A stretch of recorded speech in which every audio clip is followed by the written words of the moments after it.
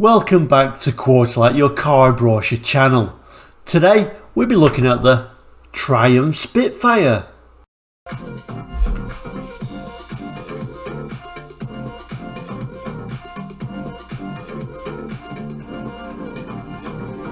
Welcome back to Quarterlight, and if you're into car brochures, please do subscribe. It helps the channel and I'm sure you'll find something great here. Anyway, today's episode, the Triumph Spitfire. Came under sort of like 5 generations, so to speak. Originally in 1962, running all the way till 1980. Designed by Michelotti, one of my favourite designers, and I do particularly like the Spitfire, particularly in its final guise. Here we're looking at the Triumph Spitfire 1500, which was its kind of like final throw of the dice. Anyway, let's look at today's brochure, which is from 1977. So here we go, this 1977 UK brochure for the Triumph Spitfire 1500. The story really for the 1500 starts with the Spitfire Mark IV, of course. That was introduced in 1970, which was a redesign. They redesigned the rear, so the rear was more like a Stag and a Triumph 2000, which again were both designed by Giovanni Michelotti, if you're interested. And then basically to make the Triumph Spitfire 1500, that was 1974, basically putting the 1500 engine in the Mark IV body to make that a Spitfire 1500 to come to life. And like I say, this was the final roll of the dice for the Spitfire before it actually ended in 1980. Interesting on this 1977, there's a few little updates which we'll see throughout the brochure on this particular car. Another interesting thing about this brochure, I think, this particular scene is Wastwater in Cumbria in the Lake District, and if you Google Wastwater Lake District, you'll probably get a million different pictures of this very scene, apart from the helicopter and the cars, of course, showing this very scene, because this is really one of Britain's most famous and most beautiful views, so it's a very photographed shot. And when we open the brochure up, there will be many more Cumbrian views in this brochure, so it is a nice brochure, and it is one of my favourites, and it's also yellow is one of my favourite car colours, and I do like the Spitfire because the Spitfire, what a great name for a car, a Spitfire. You kind of like want a Spitfire just because it's called a Spitfire. But anyway, I'm kind of like waffling. You might think it's completely different. Here's a little Leyland, the sort of plug hole of doom there, clearly shown on the brochure as well. Let's open it up. Yes, I've got my tea in the way again. I'll just move that out of the way. No doubt another little Cumbrian shot showing the this nice red Spitfire with the hard top and this lovely yellow one with the soft top. And when we move it over, there is indeed a little bit of text which we'll have a look on this brochure. But again, lovely Cumbrian views once again. And it says here, the Triumph Spitfire 1500, a true sports car whose classic lines express the harmony and power and grace which is the car's hallmark. The Spitfire is one of the few cars that can give you the refinements of modern motoring and, with traditional sports car excitement. Thorough engineering, careful attention to detail combine to give genuine ruggedness and performance with remarkable comfort and safety.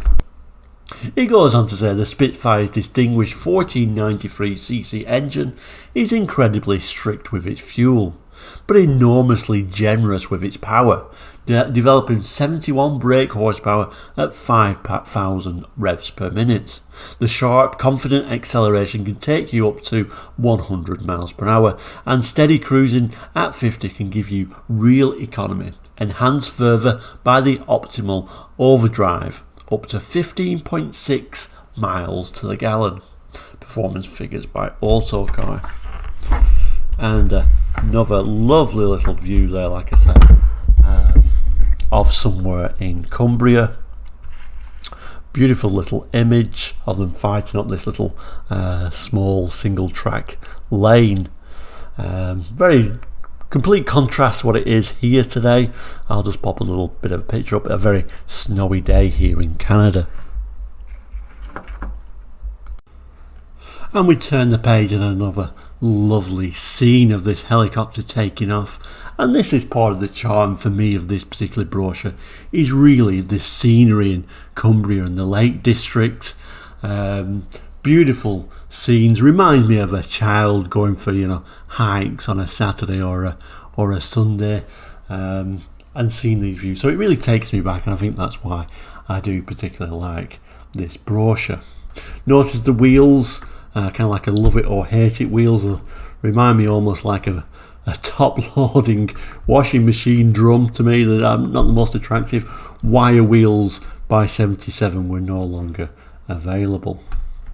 We move over to the other side, and somebody getting ready to go climbing with all the climbing gear in the boot of that particular red Spitfire. And we'll have a brief look at some of this text as well. So safety and reliability are Spitfire watchwords. The all-round independent suspension, positive and accurate rack and pinion steering, radial tyres and an anti-roll bar front all make for cornering and road holding both carefree and firm. And the 9-inch discs on the front wheels combined with drums on the rear give you the kind of braking power to match the Spitfire's vivid performance. Bit of a spoiler alert, it really unfortunately wasn't a particularly fast car, certainly not as fast as it looks in my opinion, but there we go. I'm sure it was fun to drive. I don't know why I'm moving it. I'm going to carry on reading for you.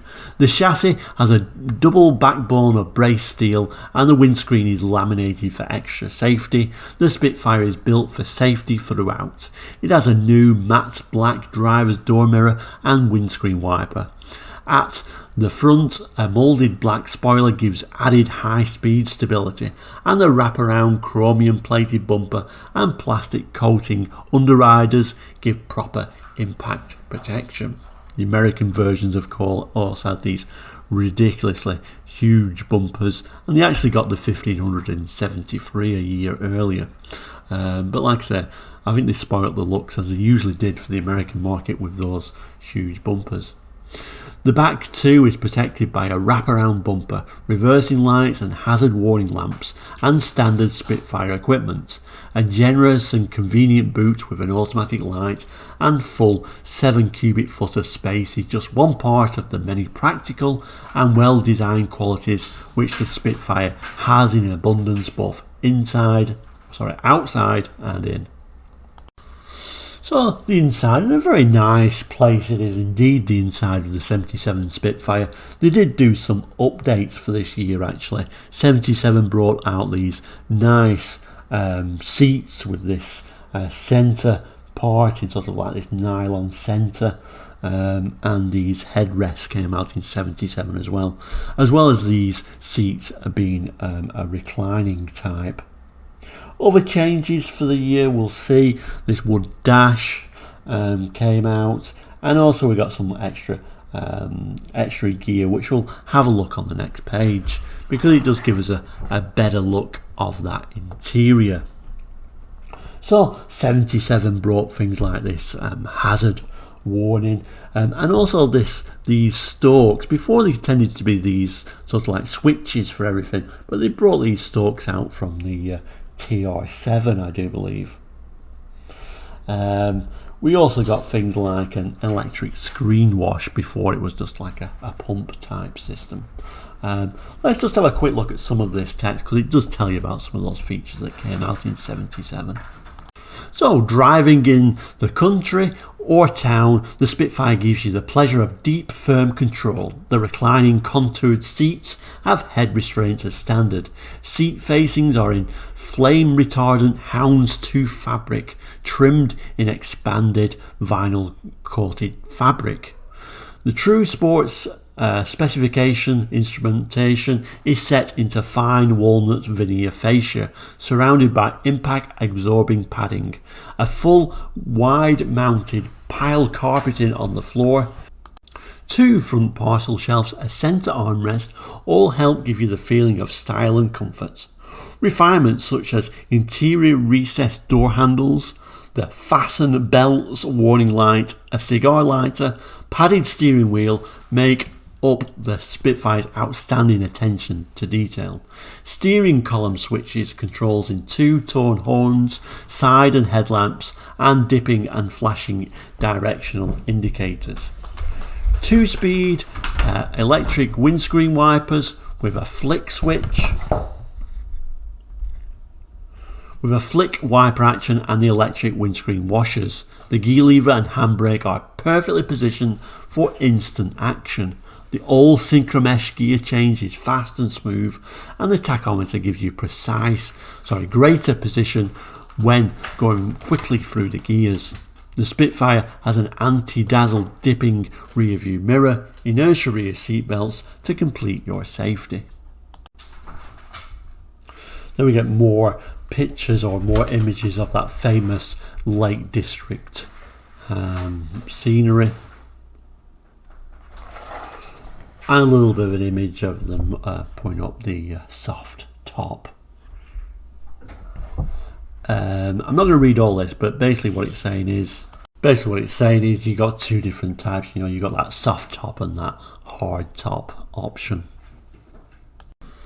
Then we get the dimensions with the typical, you know, ABCD type system. And lots of the dimensions. I'm not going to go through all these dimensions, obviously.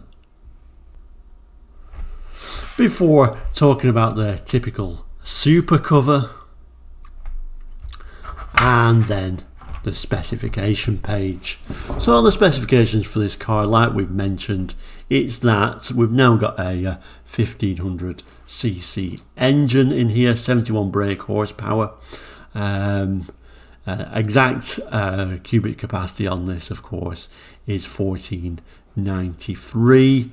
If you're interested, the Mark IV, incidentally, had 1296cc. So, like I said, that increased engine size brought out the 1500.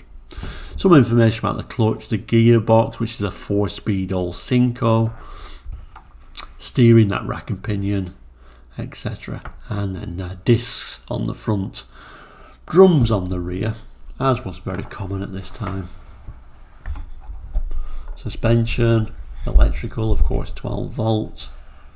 Instrumentation, so speedo, distance and trip recordings, tachometer, water temperature gauge, fuel gauge, warning lamps to indicate flashes working, alternator not charging, headlamp high beam position, low oil pressure, hazard warning lamps, seat belt not fastened. Bit of information about the coach work and, you know, your anti-corrosion protection, as well as information like your laminated glass. And reclining seats, of course, which came in this year, etc, etc. Optional extras still showing overdrive there, still a very popular choice, but also you've got things like that hard top as well, which it's not really mentioning here. But like I said, the wire wheel option was no longer available. And then once we turn the page, we get a little bit of a Leyland Cars and that plug hole of doom and the date here somewhere at the bottom. Where is it? Yeah, there we go. September 1977. So like I say, this 1500 was the final incarnation of the Triumph Spitfire. And this 1500 engine, even though it was the final incarnation, was kind of like a little bit rough and possibly not as reliable as some of those earlier units, surprisingly enough. 1980 was its final year, and of course the Spitfire was the heaviest it had ever been by this stage. And prices, I think in the UK it was around about £3,600 by 1980. Thank you so much for watching this brochure video again today. Many more brochure videos to come. Please do comment on any of your experiences with the Spitfire. They're always my favourite to read. Please do subscribe, as that helps the channel, and like if you wish to as well. Like I say, thank you for watching. Take care and goodbye.